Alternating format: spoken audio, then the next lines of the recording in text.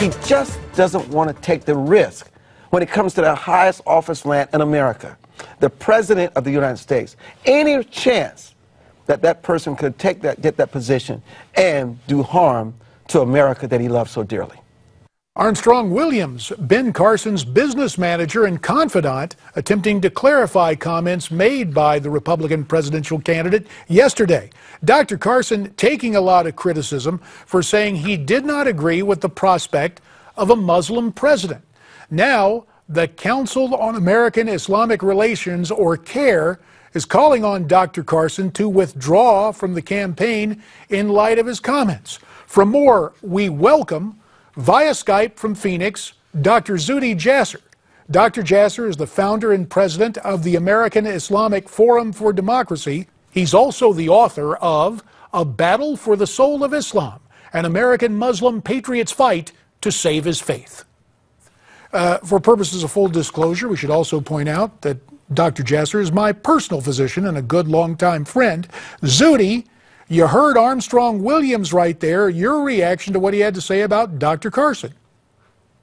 You know, JD, it's after 7 years of a president now who has been completely in action on the war of ideas, who has been an apologist for Islamists, I can understand why we're sort of missing the target here. And I think Armstrong also missed the target, as did Dr. Carson. And the target is Islamists, those who believe in the Islamic State, who believe in political Islam and Sharia law and government, which is a large plurality of Muslims globally, anywhere from 30 to 40%.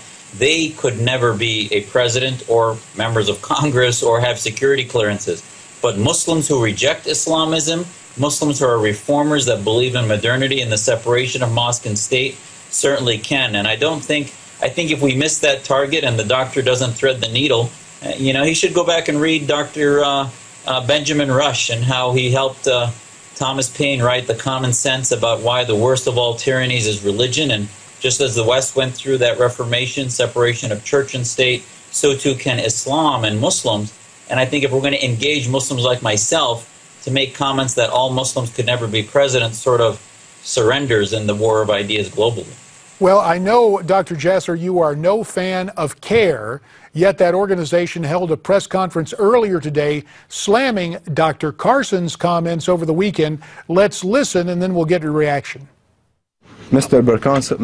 Ben Carson is wrong today to assume and say that American Muslim cannot be president of the United States. His views are inconsistent with the United States Constitution. And we ask Mr. Ben Carson to withdraw from the presidential race because he's unfit to lead. Your reaction, Zuhdi? That's nonsense. They are unfit to lead our faith community, and they have been a liability, soaking up the bandwidth of attention based on victimization and having our president do hashtags for a privileged Texas teen instead of hashtags for Muslims who are truly reformers and are real heroes in Saudi Arabia, Iran, and elsewhere. But that's why they are a liability. Now, certainly I have my disagreement with Dr. Carson on this, but I think, you know, hopefully he'll in the future amend and revise his remarks and begin to come to terms with which Muslims are patriots that are with us leading this battle and which Muslims are problematic. And CAIR is one of those problematic organizations that has many foreign interests, and I would never want a member of CAIR to be my member of Congress or ever run for president. So I wouldn't listen to them as far as what they recommend, though on this case I may agree with them on my disagreement with Dr. Carson's remarks, but he certainly doesn't need to step out of the race. Zuhdi, in the 2.5 minutes that remain, we would be remiss if we did not revisit some of the controversy involving Donald Trump. You'll recall last week at a New Hampshire town hall, he was asked a question about Muslims, specifically about training camps. Some people said the questioner was singling out all Muslims and that Donald Trump should have stopped him and corrected him. Is Donald Trump obligated to correct a questioner?